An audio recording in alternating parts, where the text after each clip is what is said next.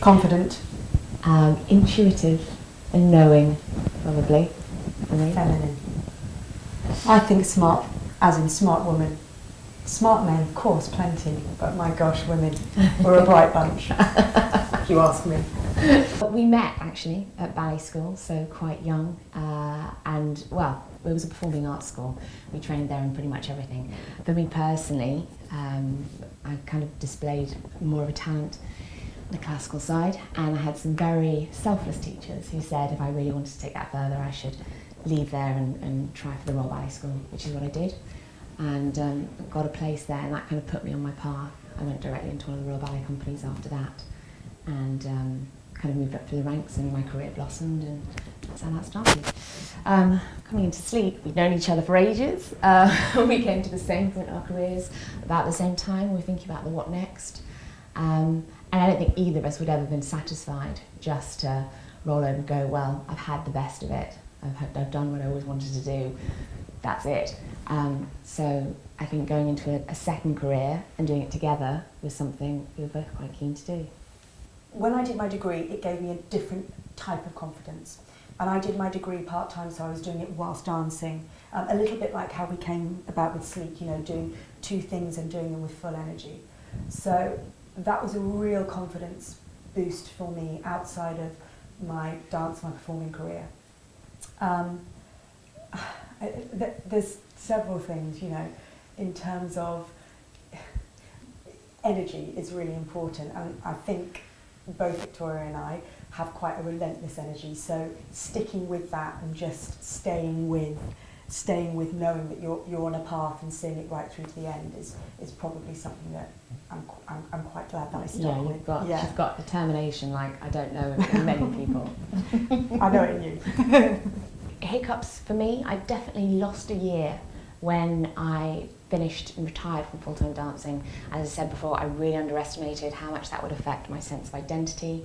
I'd always been Victoria Marr, I'm a ballerina, and that's who I was since I was a kid, and that rocked my world for a little while. I wasted a year looking backwards instead of looking forwards, all the great things there were to come, reminiscing about what I've lost, and that was so amazing. Will I ever feel that again without truly appreciating all the great things that were to come? I'm glad to say I got around that.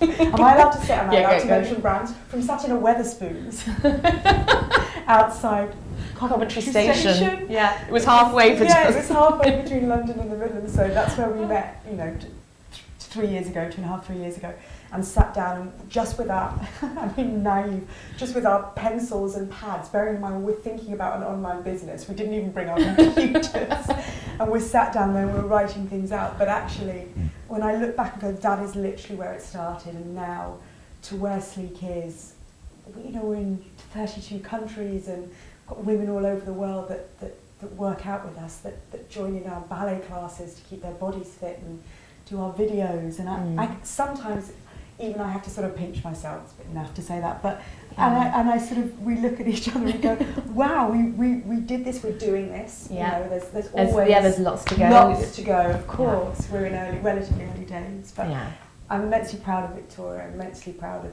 us, and I'm immensely proud of Sleek Technique, I really am. On a light-hearted point of view, the technical side of creating Sleek, we really did come to it as two women with bunheads, with good careers, and knew exactly what we were doing when it came to theatre and dance and training our bodies. And then when it came to sending an email, even well, no, come on, I begrudge this. You always say this. You say I could even switch on the computer. We could, of course, we could. We were definitely able to email, but I'm talking the technical things about how our website, which streams not only videos but live classes, not recorded as well. We knew that's what, we want to do that. But when we approached sort of the web designers and the people that were building our site, the language that was coming back at us, I mean, there would be meetings where we would be nudging each other going, I'm not really sure. We'd come out and go, what was that? We'd have to go and look it up. And stupidly, we didn't really say anything, but we'd go and look it up and we'd make sure we knew exactly what it was. Yeah. That was quite a challenge. We've come a long way. It's terrifying coming from the top of your field in something right down to the bottom again, and you're learning from scratch. neither of us wanted to look silly, neither of us were used to being in that position, Yeah. so flew by the seat of our pants for a little while. We certainly did. We had this great idea and our instincts were right, and we knew we'd put together great workouts, and we knew we'd created something that was different, that we really enjoyed doing. Enjoyed, but we weren't, you know, the second you put it out there, you then sit back, don't you, and you go, how is anybody else? Does anybody else, or exactly, how are they going to receive it, or are they going to go, what's this, or is just nobody even going to click on the site? That was nerve-wracking. Yeah. Getting our very first customer in, I remember us screaming down the phone to each other, someone's bought something. Yeah, literally, yeah. that was a bit nerve-wracking. I think the business is a risk. I mean, we could have carried on dancing, definitely. As I said, we were injury-free and perfectly happy, and we'd ticked a lot of our boxes, but I'm sure we could have carried on quite happily. But I think actually going for this and saying, right, we're going to be entrepreneurial here, we're going to create a business just for women, we're going to put our money into it. We didn't seek outside investment. In the end, we didn't, did we?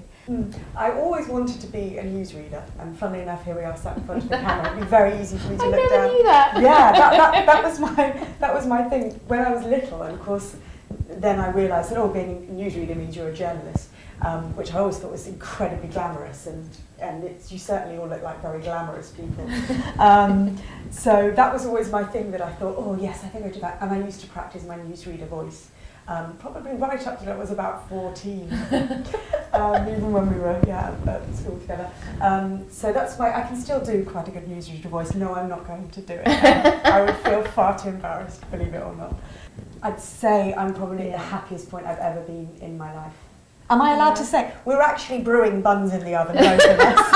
Am I allowed to say that? I just exposed Victoria's well. Yeah. So there is that. But actually, even aside from little ones that are imminently on their way, even aside from that, I'm at a really happy place. I mentioned briefly my personal life. My husband is wonderful, and my work life is wonderful. So I can honestly say I feel I wouldn't go back. I certainly wouldn't go back. I think I'd say probably worry less. Yes, if I could tell don't get me wrong. I had my 20s. We both had great fun. You know, we're pretty upbeat, positive people. But you know, there were lots of times in my 20s where I worried, and I worried about everything from, I don't know, life is going too fast. I'm too old for this, or I'm not ready for this, or I'm not prepared enough for this, and this won't go well. And actually, just to know that life, providing you keep your focus in the right direction and you're doing the right things, you're looking after yourself, you're being good to yourself, to those around you, life has a funny way of bringing you out on that correct path. I think you are a beautiful example of that.